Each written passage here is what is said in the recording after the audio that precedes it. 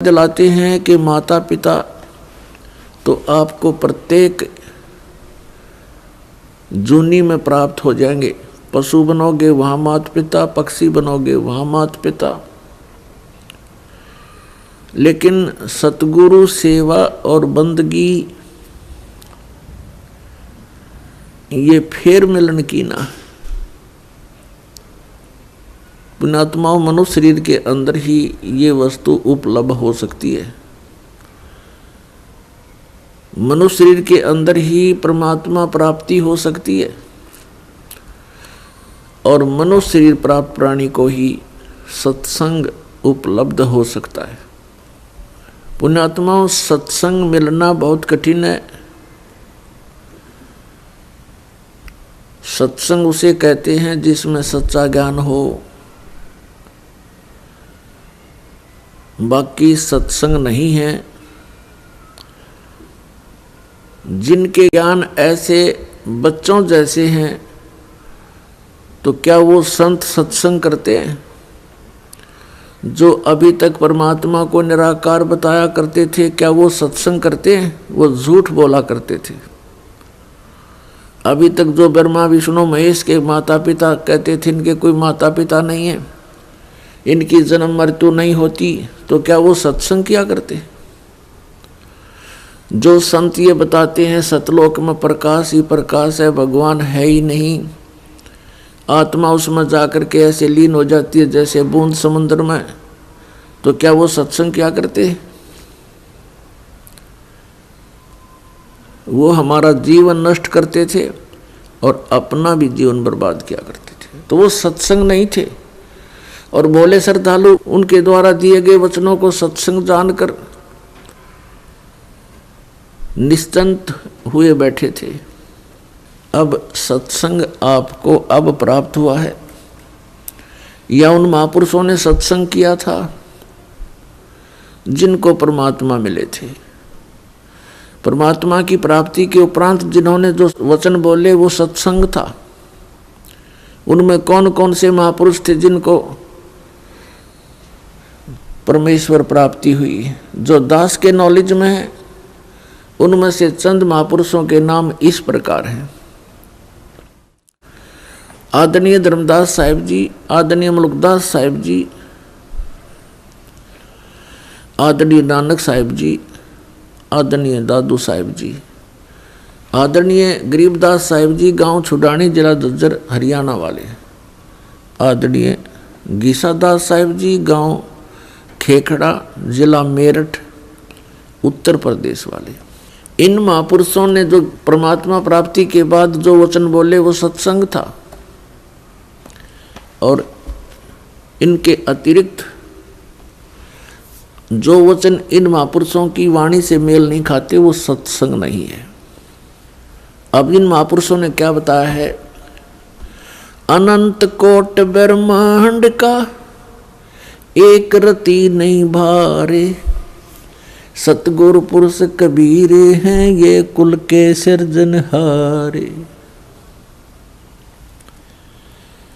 ना सतगुरु जननी जने उनके माने बापे, पिंड ब्रह्मंड से रहित हैं नावा तीनों तापे। परमात्मा स्वयं भी आकर के क्या बताते हैं कि चारों युग में संत पुकारे, कूक कहा हम हेल रे, हीरे माणिक मोती बरसे ये जग चुगता डेल रे। पुण्यात्माओं, परमात्मा के गुणों में, परमात्मा की लीला में जो सदग्रंथों में वर्णित है, स्पष्ट किया हुआ है कि वो परमात्मा ऊपर सतलोक में रहता, सचखंड में। संत भाषा में उसको सचखंड कहते हैं और वेद भाषा में उसको रतधाम बोलते हैं।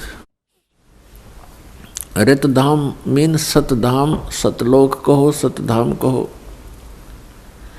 संत भाषा में परमात्मा की उपाधि सतपुरुष, अकाल मूर्त, शब्द स्वरूपी राम, आदि से कहा जाता है। वेदों और गीता में उसको परम अक्षर ब्रह्म कहा है, सच्चिदानंद घन ब्रह्म कहा है, दिव्य परम पुरुष कहा है। वो परमात्मा हम सब के पिता है। हम अपनी गलती से काल के जाल में फंस गए हैं। वो दयालु हमारे लिए फिर भी भटक रहे। पुण्यात्माओं, अब समय आ गया है, बहुत सतर्क होना पड़ेगा आपको। असंख्य जन्म हो गए आपको इस काल के लोक में कष्ट पर कष्ट उठाते हैं। उसके विषय में बताते हैं, कोटि जन्म तो भरमत हो गए, कुछ ना हाथ लगा रे। और कुकर सुकर खरबा बोरे, कौआ हंस बुगारे। कोटि जन्म तू राजा की, न मिटी न मन की आशा। भिक्षुक ओ के दर दर घूम लिया, ये मिला ना निर्गुण रासा। इंद्र कुबेर ईश की पदवी, ब्रह्मा वर्ण धर्मराया। विष्णु नाथ के पुर को जाके तू फिर भी वापस आया। असंग जन्म तन मरत्या हो गए, जीवित क्यों ना मरे रे। और 12 मद मैल मठ बोरे, बहुर ना दे धरे रे। दोजक बष्ट सभी ते देखे, राजपाट के रसिया। 3 लोक से तरपत नाही, ये मन भोगी खसिया। 3 लोक से तरपत नाही, ये मन भोगी खसिया। सतगुरु मिले तो इच्छा मेटे, पद्मल पदे समाना। चल अनसा उस लोक पठाऊं, जो आदि अमर अस्थाना। 4 मुक्ति जहाँ चंपी करती, माया होरी दासी। दास गरीब अभय पद पर से, वो मिले राम अविनाशी। पुण्यात्माओं, आप बिल्कुल बालक हो। काल ने आपकी बुद्धि को इतना सीमित कर दिया, जैसे संतों को हम ऐसे नजर आते हैं जैसे एक भैंस का बच्चा मर जाता है तो व्यापारी लोग क्या करते हैं, उसके खाल उतरवा लेते हैं बालों समेत, और उसको साफ करके उसके अंदर भूस भर देते हैं, भूस, और ऊपर से चमार से उसको सिलवा लेते हैं। एक पूंछड़ सी लटकती रहती है, और उस भैंस के सामने उस बुत को, उस कार्टून को रख देते हैं, और उसको चाटती है, उसको प्यार करती है, उसको अपना बच्चा मान लेती है। और जब व्यापारी उसको लेकर उस कार्टून को चल पड़ता है, पीछे पीछे भैंस भी यहाँ करती फिरती है। अब उसकी बुद्धि इतनी काम नहीं कर रही कि इसमें भूस भर रखा, चाम लपेट रखा, ये तेरा बच्चा नहीं है। तो उन महापुरुषों ने जिनको परमात्मा मिले और सचखंड के दर्शन हुए, उन्होंने हम ऐसे नजर आते हैं कि इस हार्ड मांस इसके अंदर भर के ऊपर चाम लपेट दिया और ये बता दिया, ये तेरा बेटा या तेरी बेटी, इस तरह तुम्हारा परिवार बना दिया। पुण्यात्माओं, आप जी ने थोड़ा विवेक करना पड़ेगा। कितनी बार संतों ने हमें कोशिश की है समझाने की, लेकिन हम इन काल के दूतों से प्रेरित होकर के भगवान के मार्ग को त्याग कर कुमार्ग स्वीकार कर लेते रहे, जिस कारण से हमारी बुद्धि विकसित नहीं हो पाई। वो परमात्मा हमारे लिए कितना कष्ट उठा रहे हैं। वो हमें बताने की चेष्टा कर रहे हैं कि सतलोक में चलो, वहां तुम्हें सुंदर शरीर मिलेगा, उसके अंदर ये नाड़ी तंत्र नहीं होगा, 5 तत्व से बना हुआ नहीं होगा, उसमें ना कोई रोग कोड होगा, उसमें बीपी हाई लो नहीं होगा, उसमें कभी वृद्ध अवस्था प्राप्त नहीं होगी। वहाँ सचखंड के अंदर आप की ऐसी सृष्टि होगी, ऐसा ही परिवार होगा जैसा यहाँ पर है, और वहाँ कोई काम नहीं। अपने आत्माओं, आपकी संतान हुई, आपने मकान बनाए, उन बच्चों के लिए सारी सुविधाएं की और करते ही रहते हो। अब ये नहीं पता पिता की मृत्यु हो जाए, पता नहीं माँ की मृत्यु हो जाती है, और पता नहीं बेटा मर जा बेटी मर जा। तो हम जिस व्यवस्था में सारा जीवन बर्बाद कर चुके, उसका हमें क्या लाभ हुआ? लेकिन हम सोचें क्या इसका विकल्प नहीं? हम देखते उसके साथ भी ऐसी घटना होगी, उसके साथ भी होगी, कोई बात नहीं, तो होती रहती है। अब परमात्मा ने इसका विकल्प बता दिया, इसका अल्टरनेट बता दिया कि जब तक तुम्हारे संस्कार हैं, परिवार में आप रहो, और वो भी भगवान की आत्मा है, आपके बेटा बेटी रूप में रोल करने आए हैं, माता पिता रोल के रूप में आए हैं, तो उनको एक विशेष प्यार देना, आपस में खींचातानी नहीं बढ़ावे। इस दृष्टिकोण से कि हम उस पिता के बच्चे हैं, अगर हम इनको किसी को एक दूसरे को दुखी करेंगे तो परमात्मा नाराज हो जाएगा, क्योंकि हम पहले गणे दुखी यहाँ पर। फिर हम एक दूसरे को सतावें, कोई वचन से जख्म करें, किसी को और कोई हानि पहुंचावें, तो हम तो कौवे हो गए, कौवे, मनुष्य नहीं रहे। जैसे कौवा जख्म के ऊपर चोंच मार के खून निकाल लेता है, हमने हंस बनना है, तो हम सतलोक चलेंगे। वो परमात्मा हमारे पीछे फिर रहा है। जो जन मेरी शरण है, ताका हूं मैं दासे, गेल गेल लाग्या फिरूं जब तक धरनी आकाश। परमात्मा कहते हैं कि जो मेरी शरण में एक बार किसी भी युग में आ गया, तो मैं उसके पीछे पीछे फिरता रहता हूँ और उसको पार करने की चेष्टा करता हूँ। क्या बताते हैं? अनंत कोट बाजी जहाँ हम रचे सकल ब्रह्मंडे, कह कबीर मैं के करूं यू काल करे जीव खंड। कबीर साहब बताते हैं कि मैं इतना समर्थ हूँ, ये सभी ब्रह्मांड मैंने रचे, अनंत कोट बाजी जहाँ रचे सकल ब्रह्मांड, और कहे कबीर मैं क्या करूं ये काल करे जीव खंड। पुणात्माओं, आपने ये अमर कथा कभी सुनी नहीं थी। आप जी ने अपने ही धर्म मजहब के अंदर चल रही कथाओं को सुना, उन्हीं के आधार से आपका माइंड सेट हो गया। अब इस अमर कथा को सुनकर बहुत दिनों में जाकर आपका विश्वास होगा, और जब आपको ये कथा समझ में आ जाएगी, उस समय देखना आपके मन की स्थिति क्या होगी। आप ऐसी स्थिति में हो जाओगे जैसे परगर पावना रह उठाए चित, जैसे दूसरे के घर में, दूसरे गांव में, रिश्तेदारी में कोई परौना चला जाता है, मेहमान रूप में जाता है, वो वहाँ रहता अवश्य है, लेकिन उसको पता है कि मैंने वापस जाना है, और उसको अपने घर की रह कर याद भी सताती रहती है। कहते हैं जैसे पर घर पावना रह उठाए चित, तो यहाँ से आपका ऐसे मन हट जाएगा एक दिन, और फिर सतलोक में आपका अगला कदम सतलोक में होगा। अब परमात्मा ने हमें आकर बताया कि जब सबसे पहले मैं यहाँ आपके दुखों को देखकर इसमें प्रवेश किया काल के लोक में,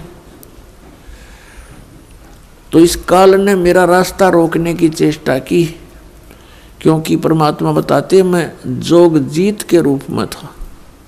जोगजीत वहाँ एक पुत्र है परमात्मा का, जो सर्वप्रथम 16 उत्पन्न किए थे उनमें से एक है। जोगजीत जानकर मेरे साथ इसने बहुत अड़ंगा अड़ाने की चेष्टा की, लेकिन मेरी शक्ति के सामने ये हताश हो गया। फिर चरण पकड़ लिए, रोने लगा, हाहाकार मचा दी। जब मैंने इसको कारण बताया कि मैं किस उद्देश्य से आया हूँ।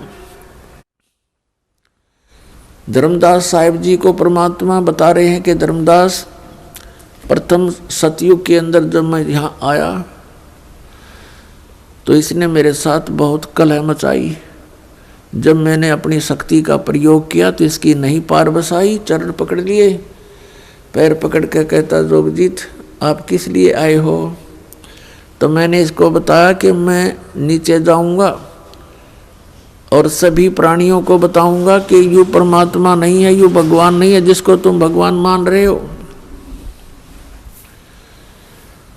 और एक ऐसा मंत्र दे के आऊंगा, सतनाम, सच्चा नाम, उसका जाप करने वाले प्राणी को तू रोक नहीं पाएगा। और सभी को बताऊंगा कि तुम यहाँ के रहने वाले नहीं हो, तूने इन सब को नशा करवा दिया, तीनों गुणों से एक एक इंजेक्शन लगवा दिया इनको। तो ये चिंतित हो गया। इसने कहा कि हे भगवान, मुझे श्राप लगा हुआ है 1 लाख जीव आहार करने का। यदि आप इन सब को ले जाओगे तो मेरा क्या होगा। परमात्मा ने कहा कि अब मैं इनको नहीं छोड़ूंगा, तेरा हो या ना हो। फिर इसने प्रार्थना की, प्रभु कोई बात नहीं, मेरी कुछ और समस्याएं हैं, उनका समाधान कर दीजिए और वचनबद्ध होकर के मुझे आशीर्वाद दीजिए। परमात्मा ने कहा, धर्मदास मैंने वचनबद्ध होकर के इससे कहा कि बोल क्या मांगता है। इसने कहा कि परमात्मा 3 युगों में जीव थोड़े ले जाना, चौथा युग जब कलयुग आवे तब तव शरण जीव बहु जावे। ऐसा वचन हर मोय दीजे, तब तुम गवन संसार ही कीजिए। तो मैंने इसको कह दिया ठीक है, तथास्तु, ऐसा ही होगा।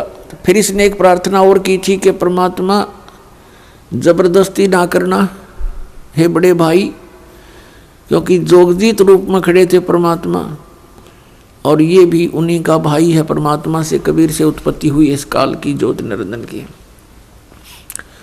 और इसने कहा कि हे प्रभु, ए बड़े भाई, जबरदस्ती ना करना, जो आपके ज्ञान को स्वीकार करे वो आपका और हमारे ज्ञान को स्वीकार करे वो हमारा। आप ज्ञान दे करके अपना बनाना, बाई फोर्स ना करना, वो तो मालिक को पता। अब यहाँ प्रश्न उठता है पुण्यात्माओं बहुत सी, क्योंकि हमारे अंदर बहुत युगों से ये अज्ञान ठुका हुआ है, भरा हुआ है खचाखच।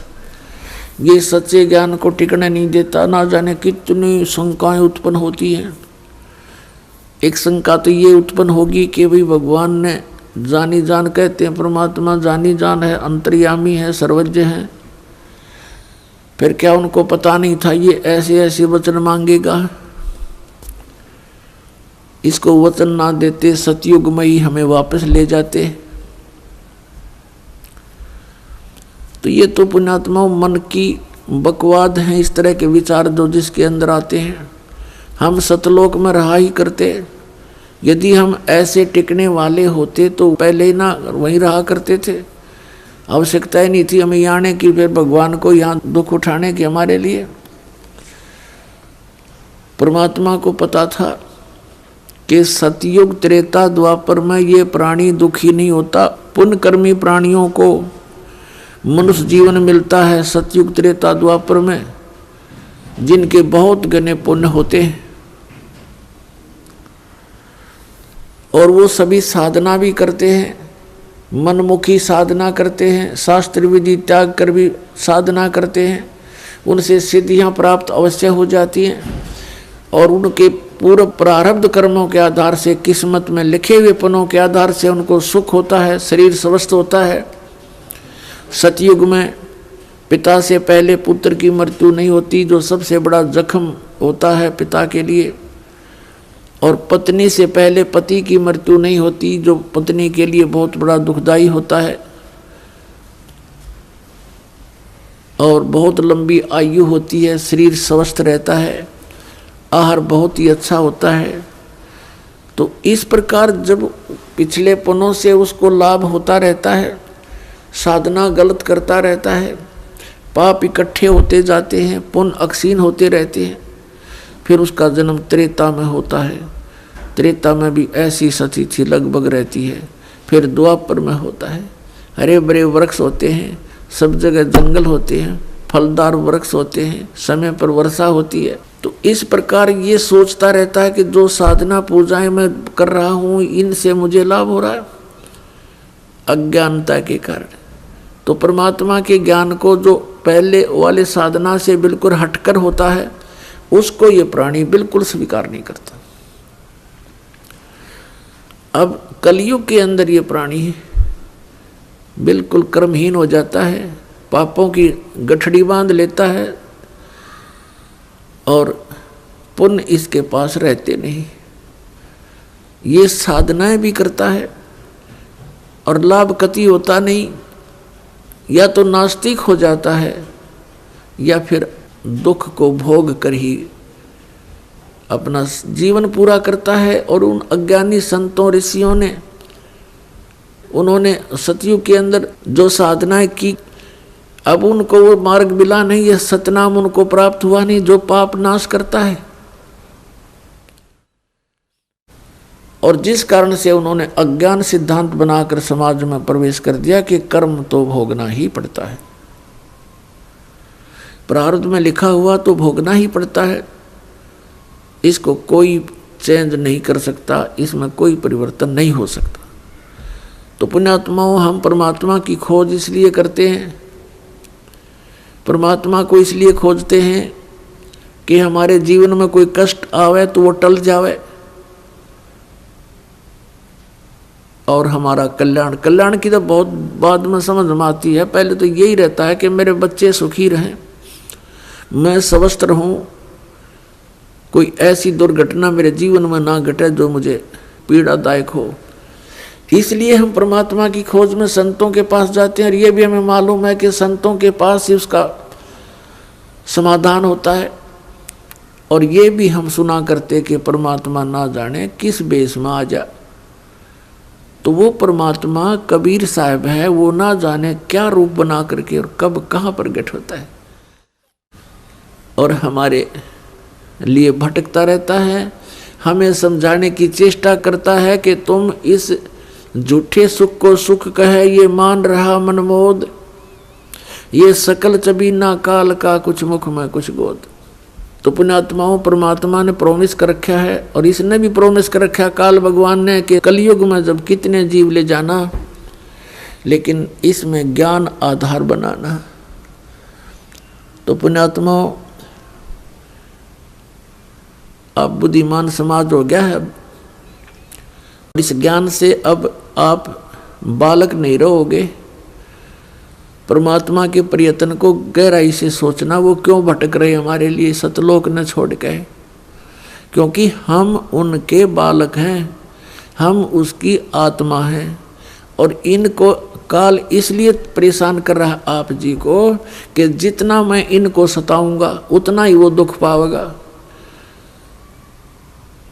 अपने आत्माओं, आप बालक हो, ये हमारे साथ क्यों प्रतिशोध ले रहा कि इसने वहाँ पहले तो तप करा, फिर तप करा, फिर तप करा 3 बार, उससे इसने 21 ब्रह्मांड प्राप्त किए, फिर 5 तत्व 3 गुण परमात्मा ने इसको दे दिए कि ले जाओ खेल खिलौनों से।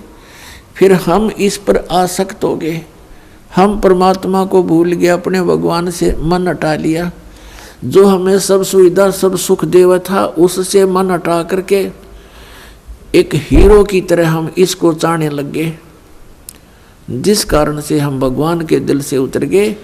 और देखो सेब कितना अच्छा फल होता है, यदि वो सेब खराब हो जाता है तो वो दुकानदार उसको रखता नहीं, उसकी आत्मा बहुत दुख पावे। एक सेब खराब हो गया, बार फेंकना पड़ा कूड़े में, तो हम वहाँ खराब हो गए थे भाई बच्चों।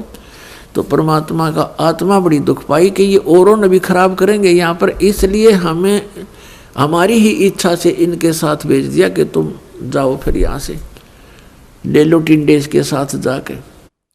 अब इसने फिर अलग ब्रह्मांड के अंदर परमात्मा ने व्यवस्था की, एक जिस आत्मा ने सबसे पहले स्वीकृति दी थी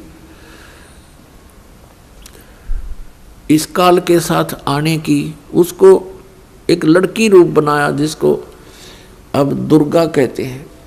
उसके अंदर हम सभी को बीज रूप में भर दिया और उसको शब्द शक्ति दे दी कि बेटी तू जितने जीव कहे यू काल उत्पन्न कर देना, वचन से बोल देना, उतने प्रकट हो जाएंगे।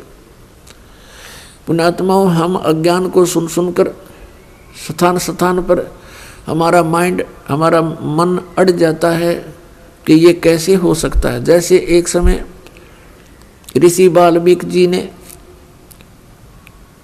एक कुशा से डाब से पुत्र बना दिया था सीता के लिए और पालने में लुटा दिया बना करके। सीता जब कपड़े धोकर आई तो पुत्र को देखकर पूछा, पिताजी ये पुत्र किसका है? कि बेटी क्या बात, आपका नहीं है?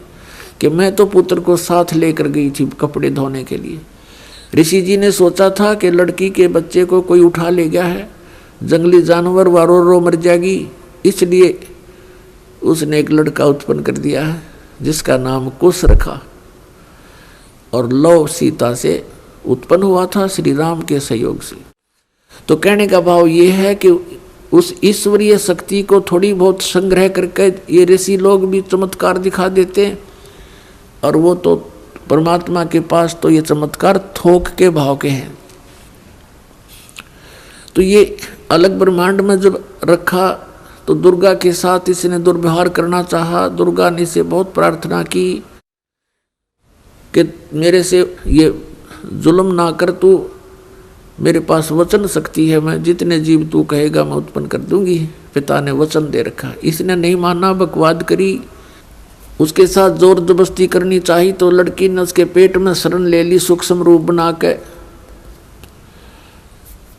तब परमात्मा ने जोग जीत रूप में आके उस ब्रह्मांड में इसको कहा था कि आज से तुझे एक श्राप लग गया, 1 लाख मानव शरीरधारी प्राणी जीव खावेगा, 1.25 लाख उत्पन्न करेगा। और लड़की को उसके पेट से निकाल दिया, पेट चीर के हाथ से वचन से ऐसे नाखून मार दिया पेट पर और वचन से वो बाहर आ गई। फिर एज इट इज वचन से अपने आप जख्म भर गया। तो परमात्मा की शक्ति पुण्यात्माओं पर बल है। हम आध्यात्मिक मार्ग से कोसों दूर हो गए, इसलिए हमने इन परमात्मा की लीलाओं पर अविश्वास शीघ्र हो जाता है। लेकिन अब अविश्वास ना करके विश्वास पूर्ण करो।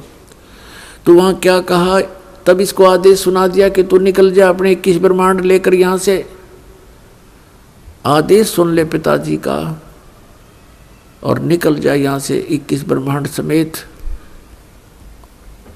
इसने फिर बहुत हाथ जोड़े, पैर पकड़े, मेरे से गलती होगी, मुझे रख लो यहीं पर, मुझे दूर ना भेजो। लेकिन परमात्मा ने इसकी एक नहीं सुनी और इसको वहाँ से यहाँ फेंक दिया 16 शंख कोश की दूरी पर। नील पद्म शंख 16 शंख कोश, 1 कोश लगभग 3 किलोमीटर के आसपास होता है। इतनी दूरी पर आ गया ये सतलोक से इसका पूरा विमान 21 ब्रह्मांड का।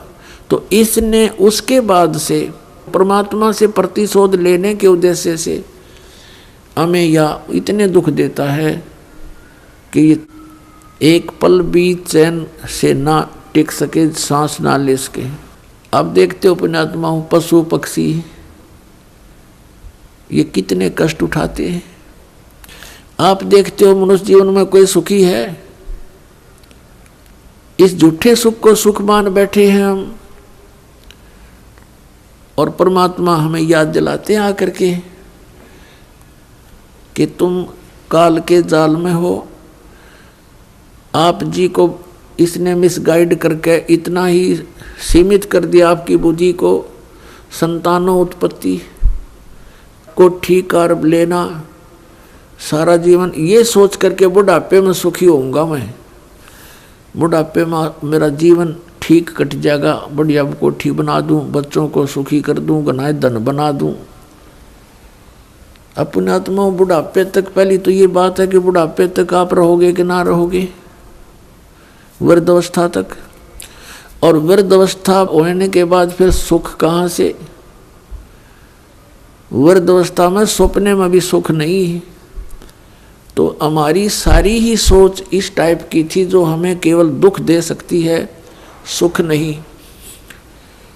बुढ़ापे में कभी तो जाड़ पड़वानी, कभी आंख बनवानी, और कभी कोई बच्चा कुछ बोल रहा है, कोई पुत्र वधू कुछ कह रही है, कहीं पौत्र को कोई गड़बड़ होगी, कहीं पौत्री का गड़बड़ होगी, कोई देवता मर गया, कोई देवती मर गई। तो ये सब कष्ट उस व्यक्ति को होते हैं जो वृद्ध अवस्था प्राप्त कर चुका है।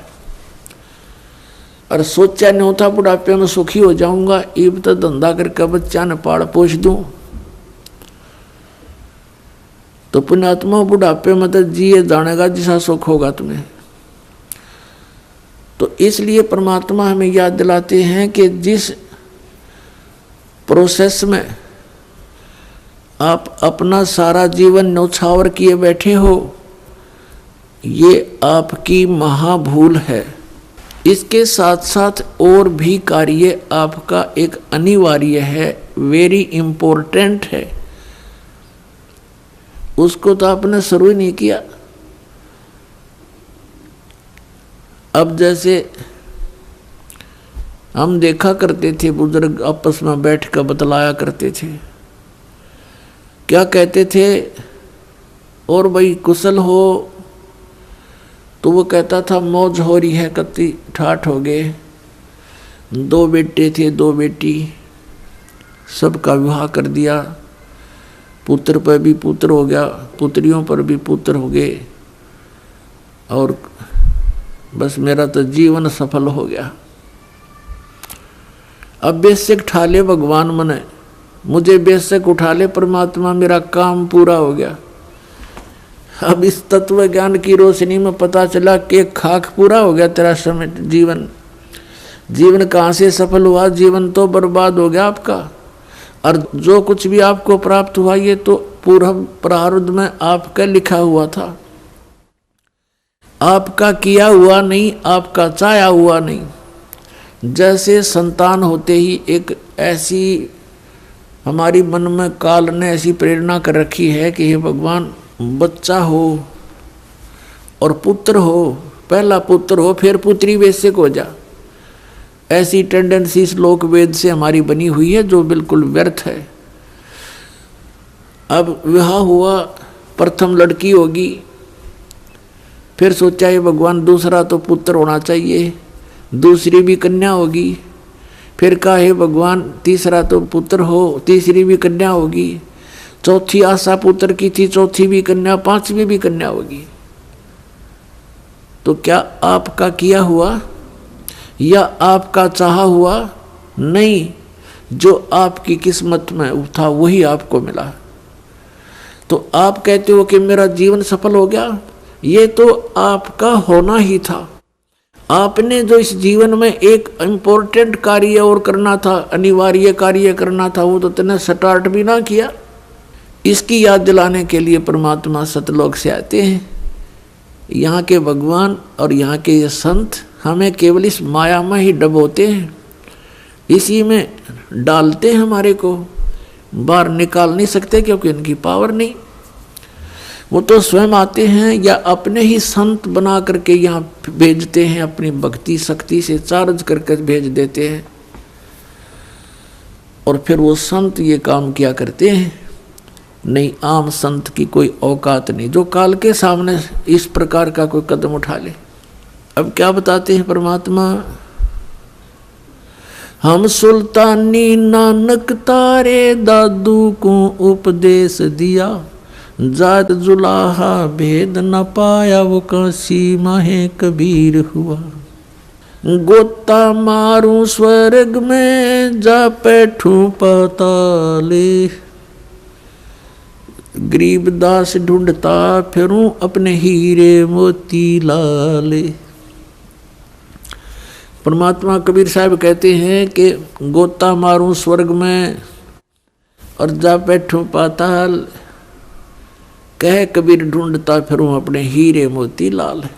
अब जैसे आपको कल सत्संग के अंदर दिखाया था, रूबरू करा था उन पवित्र सदग्रंथ वेदों से।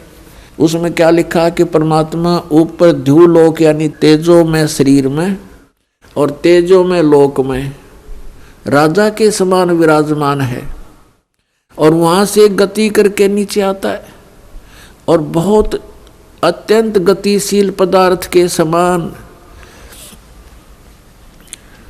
जैसे आकाशीय बिजली गिरती है नीचे बहुत स्पीड से, ऐसे परमात्मा सतलोक से गमन करके चल के यहाँ आते। तो वो परमात्मा अच्छी आत्माओं को मिलते हैं, उनको उपदेश करते हैं, तत्व ज्ञान से परिचित कराते हैं, अपने से परिचित कराते हैं। तो उन महापुरुषों ने जो ज्ञान दिया वो परमात्मा से प्राप्त ज्ञान दिया। उनमें से अब्राहिम सुल्तान अधम भी एक महापुरुष हैं। अब्राहिम सुल्तान अधम ये कौन थे? एक बल्ख नाम का शहर है, बल्ख बुखारा, इराक के अंदर, और वहाँ का एक अब्राहिम सुल्तान अदम नाम का एक मुसलमान बादशाह था। पूर्व जन्म के संस्कार से उसके इतने ठाठ कर रखे थे, भगवान ने 18 करोड़ घोड़े खरीद रखे थे। पुण्यात्माओं, जब तक इस प्राणी को तत्व ज्ञान नहीं होता, यहाँ के ये कंकर पत्थर जोड़ने में ही लगा रहता है। उसने कहते हैं 16,000 औरतें से विलास करता था, 18 करोड़ घोड़े। गांव में पहले यदि एक घोड़ा किसी के पास होता तो बहुत बड़ा वो वहाँ का ठाकुर माना जाता था, बड़ा रईस व्यक्ति माना जाता था जो घोड़े पर चलता था, एक घोड़े पे। जैसे आजकल तो जिसके पास कार है उसको बहुत अच्छा धनी मानते हैं, तो उस समय घोड़े से ही उसके धन को क्या करते थे, काउंटिंग करते थे। तो इस प्रकार 18 करोड़ घोड़े उसके पास, और ऊंट 8 तक गिनती नहीं, बहुत गिने थे। कहने का भाव यह है कि सर्वसंपन्न राजा था, लेकिन पिछले संस्कार भी साथ होते हैं। अब वो चाहे कितने ही सुख को प्राप्त है, लेकिन परमात्मा की चाह आत्मा को फिर भी बनी होती है। एक दिन वो सो रहा था ऊपर अपने महल की छत पर, गर्मियों के दिन। परमात्मा कहते हैं सोचल सिद्धर मैं करूं अपने जन के काज। तो वहां कहीं पड़ोस में थोड़ी सी दूरी पर एक सत्संग हो रहा था। आप आरती, आप साजे, आप किंगर, आप बाजे, आप ताल झां जनकारा, आप नचाप देखण आ रहा। आप साधु संत बनकर उस राजा के महल से थोड़ी सी दूरी पर किसी गरीब के घर पर सत्संग कर रहे थे, ऊंची ऊंची आवाज में सुना सुना कर। और बात तेरे काम न आवे, संतों शरण लाग रे, के सोवे गफलत में बंदे, जाग जाग नर जाग रे, जाग जाग नर जाग रे। और बात तेरे काम न आवे, संतों शरण लाग रे, के सोवे गफलत में बंदे, जाग जाग नर जाग रे, जाग जाग नर जाग रे। तन सरायम जीव मुसाफिर, करता रहे दिमाग रे। तन सरायम जीव मुसाफिर, करता रहे दिमाग रे। रात बसेरा कर ले डेरा, चले सवेरा त्याग रे, चले सवेरा त्याग रे। और बात तेरे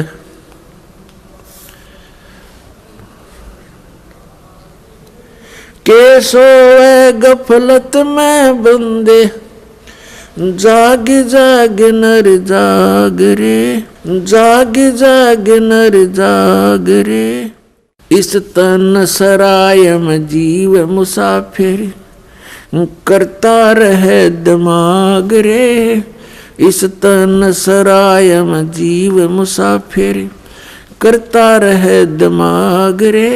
रात बसेरा कर ले डेरा चले सवेरा त्याग रे, चले सवेरा त्याग रे। और बात तेरे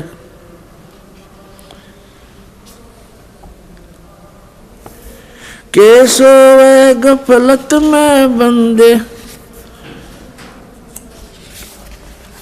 जाग जाग नर जाग रे। उमदा चोला बण्या अमोला लगे दाग पे दाग रे। उमदा चोला बण्या अमोला लगे दाग पे दाग रे। 2 दिन की गुजरान जगत में क्यों जले बिरानी आग रे, जले बिरानी आग रे। अर सुमरे सो हंस कवावे ये कमी क्रोधी कागरे। अर सुमरे सो हंस कवावे कमी क्रोधी कागरे। बोरा न भर में विष के बन में चल बेगमपुरी बाग रे, चल बेगमपुरी बाग रे। और बात तेरे काम न आवे संतों शरण लाग रे। के सोवे गफलत में बंदे भाई शब्द सैन सतगुरु की पिछाणी पाया अटल सुहाग रे। शब्द सैन सतगुरु की पिछाणी पाया अटल सुहाग रे। नितानंद महबूब गुमानी परगट्य पूर्ण बाग रे, परगट्य पूर्ण बाग रे। और बात तेरे काम न आवे संतों शरण लाग रे। के सोवे गफलत में बंदे जाग जाग नर जाग रे, जाग जाग नर जाग रे। पुण्यात्मा कबीर परमेश्वर जी अपनी प्यारी आत्मा को काल के जाल से निकालने के लिए कितना संघर्ष करते हैं। उसके लिए परमात्मा ने ज्ञान को ही आधार बनाया है। इब्राहिम सुल्तान अधम बहुत ही अच्छी आत्मा का व्यक्ति था। परमात्मा की खोज में, अल्लाह की चाह में साधु संतों से बहुत प्यार करता था। उसको जहाँ भी कोई संत मिल जाता या किसी संत की महात्मा की वो चर्चा सुनता, या तो उसको अपने पास बुला लेता था या स्वयं दर्शनार्थ चला जाता था। अपने आत्माओं काल ने तो ऐसा कर रखा हमारे साथ, ये नकली संत, नकली पंथ और डुप्लीकेट ज्ञान सुना के कि इनको नास्तिक बना दूं। एक संत के ऊपर वो बहुत विश्वास किया करता था और वो इब्राहिम सुल्तान उस फकीर के पास बहुत ज़्यादा उसके पास जाता था या उसको अपने पास बुलाता था, खूब दक्षिणा दिया करता था। और वो 1 नंबर का पाखंडी था। एक बार राजा ने, क्योंकि वो बहुत धनी व्यक्ति था, बहुत धनी राजा था, वो जूते जो होते हैं जूती पे पहना करते, पहले आप जूते कहने लग गए उन्हें। उन जूते होते थे, जो जूती थी, एक जूती की कीमत 1.25 लाख रुपए थी। उस समय का तो 1.25 करोड़ हो गए एक जूती की कीमत। उस जूतों के ऊपर हीरे, पन्ने, जवाहरात, मोती सब जगह उसमें गठे होते थे। एक उस राजा ने एक अंगूठी बनवाई जो बहुत कीमती थी, सोने की, उसके अंदर हीरे, मोती और ये इस तरह के कुछ नग लगवा रखे थे, बहुत ऊंची, अच्छी, चौड़ी। अब उस संत की वो बहुत आदर करता था, विश्वास किया करता था एक फकीर पर। वो डुप्लीकेट ठग था। उसने राजा की अंगूठी देखी। जूते तो मैं छुपा नहीं सकता, अंगूठी कैसे ले सकता हूँ। उसने वैसी ही अंगूठी एक डुप्लीकेट बनवा ली, पीतल की, मिलती जुलती कती। और राजा से कहा कि राजा आज नौका विहार करते हैं, मेरे साथ चलो। राजा तुरंत तैयार हो गया फकीर का आदेश मानकर। नाविक नौका चला रहा है, राजा और फकीर उसके ऊपर कुर्सी पर बैठे हैं। अब फकीर ने कहा कि राजन, ये अंगूठी कैसी बनवा ली, कैसी है, दिखाना मुझे। अंगूठी कब बनवाई? कि जी अभी बनवाई है, कुछ दिन हो गए, कई बार पहन ली, आपके ध्यान नहीं गया, देखो देखो निकाल कर। राजा ने कहा देखो देख लो, देखो ऐसी है। अब वो तो डुप्लीकेट था, उसने लेकर ऐसे और कहा, उसने क्या कहा कि हम फकीरों के क्या काम ये अंगूठी। अब वो ओरिजिनल पल देखता रहा और कहा देखो राजा, ये इधर क्यों जा रहा नाविक तू? तो राजा का ध्यान उधर हुआ, वह डुप्लीकेट निकाल ली, वह डाल ली, हाथ में ले ली और कहा राजन, अंगूठी तो बहुत अच्छी है पर साधु संतों के क्या काम की, जल में फेंक दी। अब राजा ने सोचा भाई बड़ा त्यागी विरागी महात्मा, इसको तो संसारिक धन से भी कोई लगाव नहीं है, और ज्यादा आस्था होगी इसमें। फिर खूब वो दान दे। राजा रोके नहीं, हमें क्या जरूरत है, हमें क्या जरूरत है, कोई नहीं, दे दे, हम लगा देंगे, इधर भंडारा कर देंगे। अब नाट्य भी ले भोली आत्मा जो होती है वो श्रद्धालु, वो केवल अपने स्वभाव का ही प्रयोग करते हैं, सामने वाले की बकवादों पर ध्यान नहीं देते हैं। इसका दुरुपयोग किया इन लोगों ने, नकलियों ने। तो कुछ दिनों के बाद क्या हुआ, फकीर के और चेले की आपस में बिगड़ गई, जिसने वह अंगूठी बनवाई थी नकली। उनकी आपस में कहा सुनी होगी, बात बहुत बढ़ गई और चेला उससे अक्षुब्ध होकर के उसने मंत्री से संपर्क किया, राजा के मंत्री से, कि ऐसे ऐसे इसने राजा के साथ धोखा किया है, ये धोखेबाज ठग व्यक्ति है। वो अंगूठी जो इसने जल में फेंकी थी वो डुप्लीकेट थी, मैंने इसको बनवा कर दी थी, इसने मेरे से बनवाई थी। ये बात फकीर ने राजा के सामने डरते डरते कही कि कहीं राजा नाराज ना हो जा के साधु संतों के बारे में ऐसे नहीं बोलना चाहिए। राजा इतना विश्वास करता था कि पूछा, वजीर तेरे को किसने बताया है? वो चेला बुलाया कि इस चेले ने बताई है। उस चेले से कहा कि फकीर के बारे में ऐसी बातें करना बच्चा पाप लगता है। उसने कहा जी मैं कसम खाकर कहता हूँ ये निकम्मा आदमी है, ये भक्त नहीं है, संत नहीं है। राजा बड़ा विश्वासी था, उसने कहा कि देख ले भाई चेला राम, जया बात झूठी पागी तो तेरी गर्दन काट दूंगा। नो बोला जी बेस से काट दियो।